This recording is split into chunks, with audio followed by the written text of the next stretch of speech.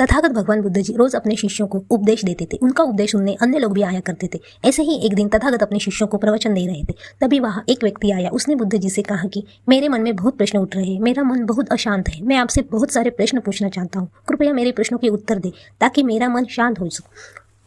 तथागत बुद्ध जी ने उनसे कहा कि मैं तुम्हारे प्रश्नों के उत्तर दूंगा, लेकिन तुम्हें 1 साल तक मौन धारण करना होगा। 1 साल के बाद तुम जो भी पूछोगे तुम्हें उसका उत्तर जरूर मिल जाएगा।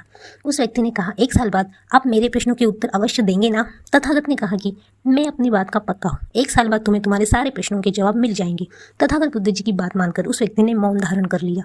मौन की वजह से धीरे धीरे उसका ध्यान एकाग्र होने लगा। वह ध्यान में उतरने लगा। उसके मन में चल रही उथल पुथल धीरे धीरे कम होने लगी और उसका मन भी शांत होने लगा।